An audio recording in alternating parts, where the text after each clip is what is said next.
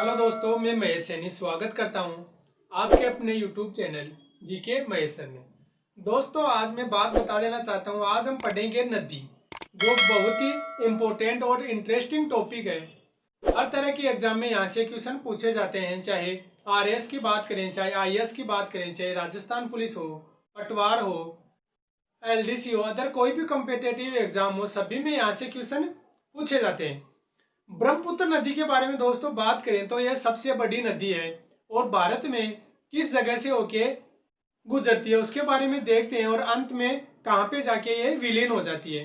तो ब्रह्मपुत्र नदी के बारे में दोस्तों आज आराम से पढ़ेंगे ट्रिक के साथ। ज्यादा आपको टेंशन लेने की जरूरत नहीं है, एकदम नॉर्मल सी बात है, कोई ज्यादा खास बात नहीं है इसमें।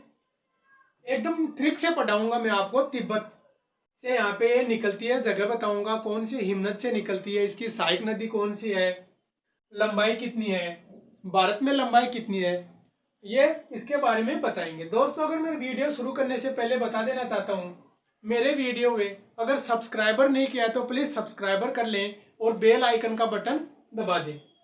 चलो दोस्तों, शुरू करते हैं। ब्रह्मपुत्र नदी, ब्रह्मपुत्र नदी एक ही नदी है दोस्तों जो पुरलिंग है, यानी ब्रह्मा जी के नाम पे निकली है ब्रह्मपुत्र। बाकी सारी नदियां गंगा हो, सिंधु हो,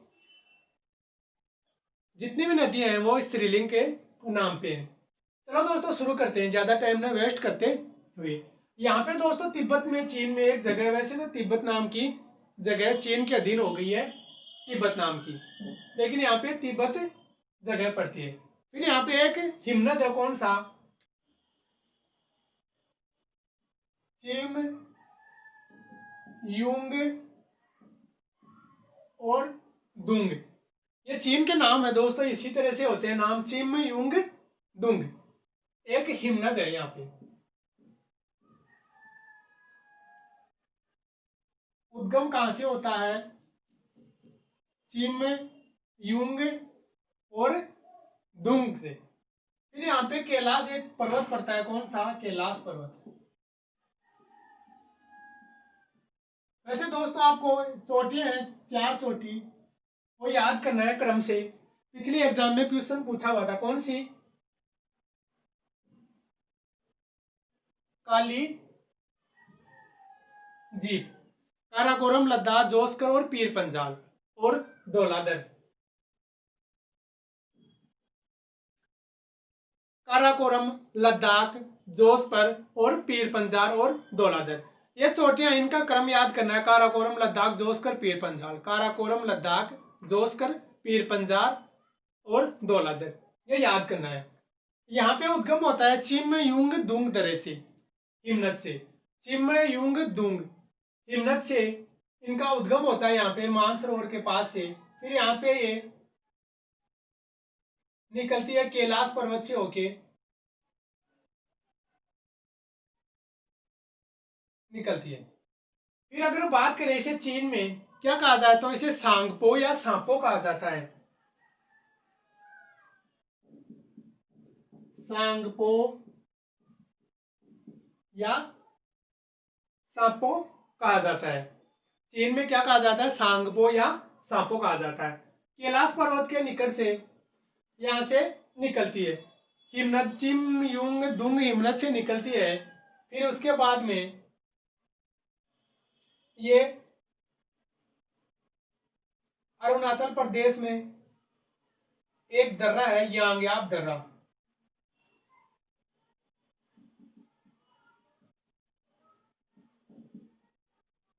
भारत में प्रवेश कहां से कहां तक करती है, ये यांग्याप दर्रा है, कौन सा, अरुणाचल प्रदेश में। यहाँ पे एक राज्य है, कौन सा, हमारे अरुणाचल प्रदेश के यांग्याप दर्रे में से होके भारत में प्रवेश करती है। यांग्याप दर्रे से प्रवेश करने के बाद में ये आती है फिर यहाँ पे असम।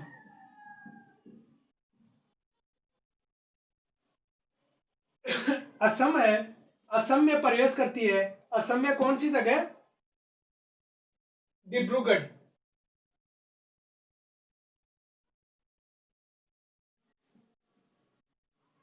डिब्रूगढ़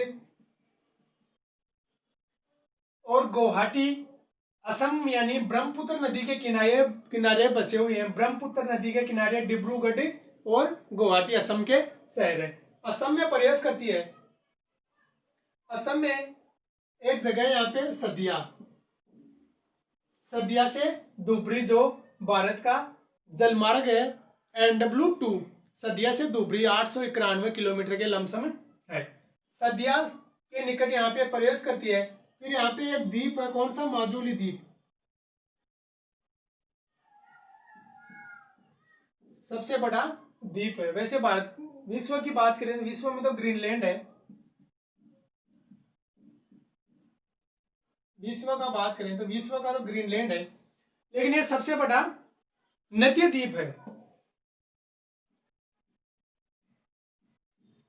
नदीय द्वीप है। नदीय द्वीप किस प्रकार से होता है, देखो ये दोस्तों, ये चट्टान है, यहाँ से नदी गुजरती है, फिर एक जगह तो यहाँ से होके गुजर जाती है, अगर चट्टान है, फिर चट्टान को काटती नहीं है, आधा हिस्सा यहाँ से होके गुजर जाता है।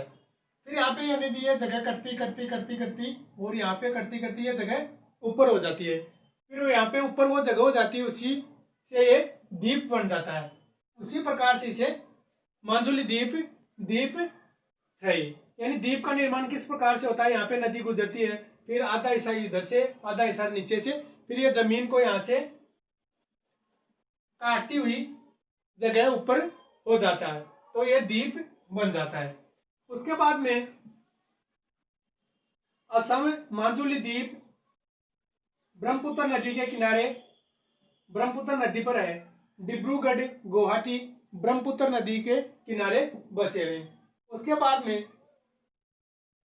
असम में प्रवेश करने के बाद में ये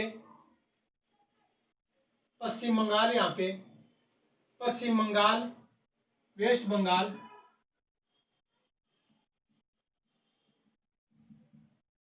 यहाँ से नदी आती है। एक नदी यहाँ से आती है, कौन सी नदी, मैंने पीछे बताया था, गंगा नदी।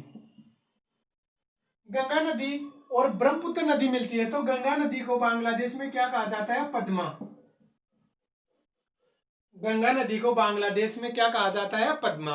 और फिर पद्मा आगे जाके बांग्लादेश में, चीन में जाती है, उसे जमुना।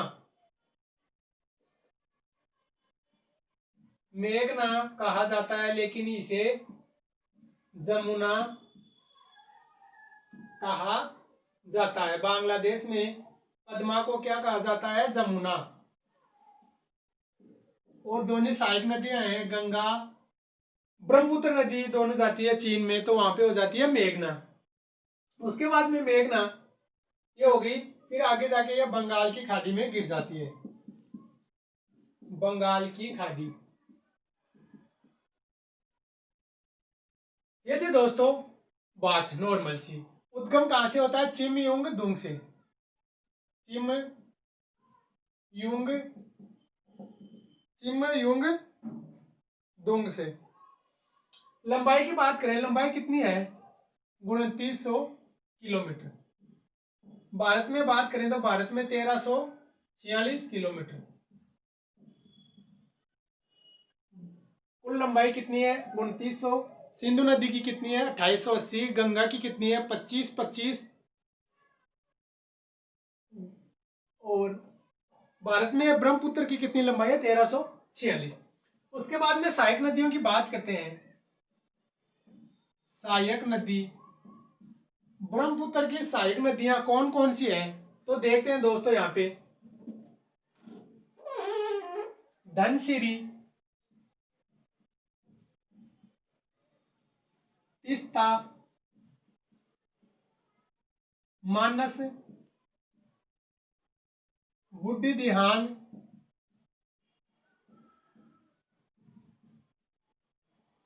कपिली,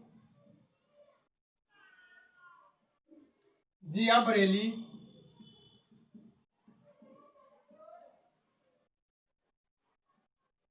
ये नदियां इनकी ब्रह्मपुत्र की सहायक नदियां हैं। धनसिरी, तीस्ता, मानस, बूढ़ी दिहांग, कपिली और जिया बरेली। धनसिरी, तीस्ता, मानस, बूढ़ी दिहांग, कपिली और जिया बरेली, ये इनकी सहायक नदियां हैं। अगर तीस्ता नदी की बात करें, तीस्ता नदी तिब्बत से तिब्बत के निकट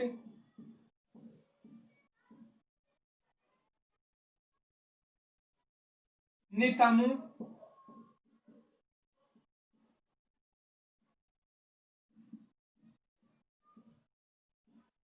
के पास ब्रह्मपुत्र नदी में मिल जाती है।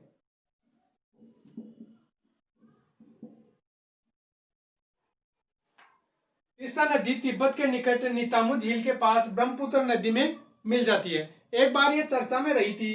किस प्रकार से चर्चा में कि 1787 में बाढ़ के कारण इस नदी ने अपना मार्ग बदल लिया था। उसके कारण ये चर्चा में रही थी। मार्ग बदलने के बाद पहले गंगा के साथ संगम करती थी। इससे पहले ये मार्ग बदल लिया था। मार्ग बदलने के बाद में ये ब्रह्मपुत्र है और इससे पहले ये गंगा के साथ संगम बनाती थी। उसके बाद में देखें दोस्तों बराक नदी, मैं ये मिटा देता हूं।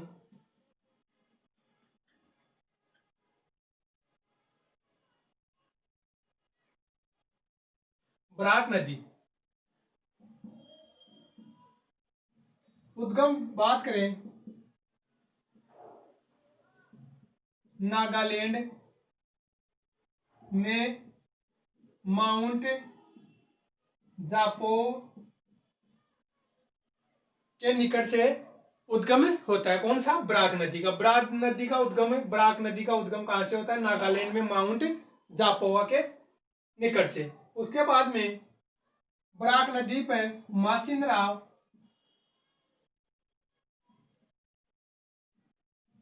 चेरापूंजी स्थित है, जो सर्वाधिक वर्षा वाले स्थान है। मासिन राव इससे पहले चेरापूंजी था। बांग्लादेश में बराक नदी को सुरमा नदी कहा जाता है। बांग्लादेश में बराक नदी को सुरमा नदी कहा जाता है। बांग्लादेश में बराक नदी को सुरमा नदी कहा जाता है। ये थी दोस्तों ब्रह्मपुत्र नदी के बारे में। चिमयुंग दुंग दरे से उद्गम, लंबाई 2900, भारत में है 1346। सहायक नदियां धनसिरी, तीस्ता, बराक नदी, मानस नदी, बुढ़ी दिहांग, धनसिरी, ये इसकी सहायक नदियां हैं। फर्स्ट में भारत में कहां से प्रवेश करती है? यांगयाप दर्रा से, जो अरुणाचल प्रदेश में। चीन में इसे सांगपो या सांपो कहा जाता है। उसके बाद में ये यहाँ से गुजरती हुई असम के निकट डिब्रूगढ़, गुवाहाटी, इसी नदी के किनारे बसे हुए ब्रह्मपुत्र। फिर यहाँ सदिया के निकट से गुजरती है, जहाँ पे मांजुली द्वीप असम नदी पर, असम में ब्रह्मपुत्र नदी पे, जो सबसे बड़ा नदीय द्वीप है। अगर विश्व की बात करें तो विश्व का सबसे बड़ा द्वीप कौन सा है? ग्रीनलैंड का द्वीप। लेकिन नदीय द्वीप कौन सा है? मांजुली द्वीप। उसके बाद में गंगा ब्रह्मपुत्र का मिलन होता है। यहाँ पे पद्मा के नाम से जानी जाती है। पद्मा आगे जाके ये दोनों गिरती है, मेघना के जाके बांग्लादेश में गिर जाती है। फिर ये गंगा और पद्मा, इसे जमुना कहा जाता है। पश्चिम बंगाल के निकट गंगा नदी और बांग्लादेश में ब्रह्मपुत्र नदी दोनों मिलन होता है। यह दोस्तों थी ब्रह्मपुत्र नदी के बारे में। सिंधु नदी, गंगा नदी और ब्रह्मपुत्र नदी हिमालय की 3 नदियां थी। मैंने तीनों नदियों को आराम से ट्रिक से समझा दिया है। दोस्तों अगर वीडियो पसंद आए तो प्लीज लाइक, सब्सक्राइब और शेयर करना ना भूलें। इससे आगे आने वाले वीडियो में जल्दी लेके आऊंगा मिट्टी से संबंधित और जैव विविधता का टॉपिक है, जो बहुत ही हार्ड टॉपिक लगता है, उसे लेके आऊंगा। थैंक यू दोस्तों।